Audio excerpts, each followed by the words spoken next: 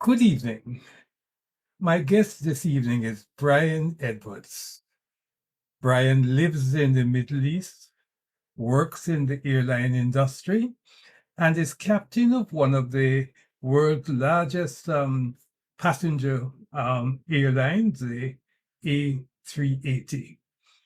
He visits Jamaica from time to time, and it's my pleasure to introduce him. Brian, what are some of the noticeable changes that you have seen in Jamaica over the past few years? I think the service industry has really expanded versus when I left 20 years ago.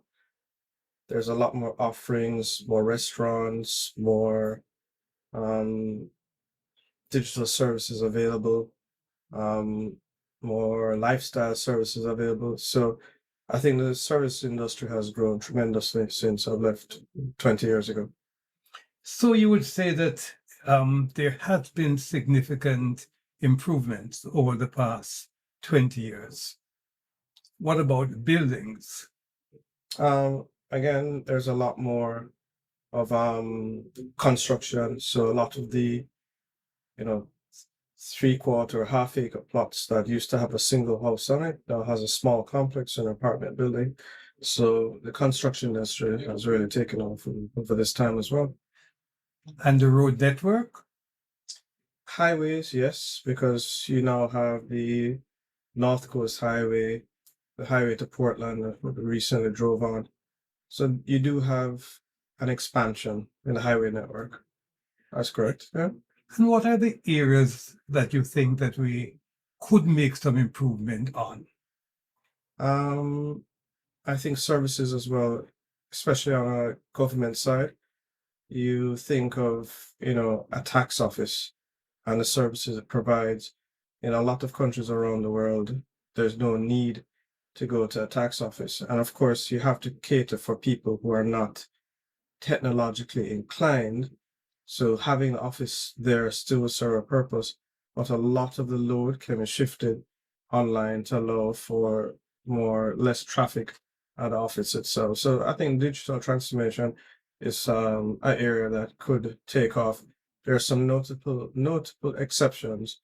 I find that the airport now has a digital arrival. You submit your information from before you arrive, scan your passport, and you get your eye scan, and you're out through immigration without actually speaking to anybody, which I think is a big improvement. We who are living in Jamaica tend to feel that Jamaica is the center of the universe. What would you say are some of the crucial lessons that one can learn from living outside of Jamaica and being given the opportunity to look objectively on what is happening in Jamaica? It's a big universe. So I would say there's nothing wrong with being very patriotic and being proud of your country. Um, but you also need to be objective and see what other countries around the world are doing, or countries or your contemporaries are doing, to draw those lessons to help improve the society that you're living in. Very, very interesting. What, how does our educational system here in Jamaica prepare one for really taking on the world and being of service global community? I would struggle to answer that because I left school here in the 90s, so I don't know what it's like now. I don't have kids here, so I don't know. It would be an unfair question for me to answer. I don't have enough information about that one. Mhm. Yes. Have you been to the North Coast since you've been here in Jamaica? I was there 2023, went to Ocho and then this year we went to Portland. And is the facilities in Portland and Ocho alluring? Would you say that it has proven to be really attractive to people from overseas? What is there something unique that we have to offer the world in terms of our product? Unique. In terms of your tourist product, no, there's nothing unique. What you would, what the unique selling proposition of Jamaica would be its people and the culture and how to interact with those people. So there are so many places in the world that have amazing beaches. There are so many places in the world that have amazing mountains, forests. Um, so that is not unique. So what is unique about Jamaica is Jamaican people and Jamaican culture. The people living outside of Jamaica, how they see us?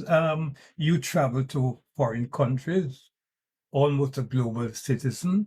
As you go from country to country and you're recognized as a Jamaican, what is the impression that the people overseas have of us living here?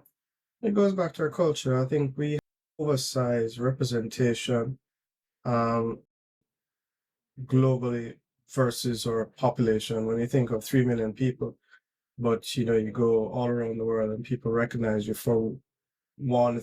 If it's not Bob Marley, it's Sean Paul. If it's not Sean Paul, it's Usain Bolt. If it's not Usain Bolt, it's just generally reggae music and different artists, or dancing or something, or athletics.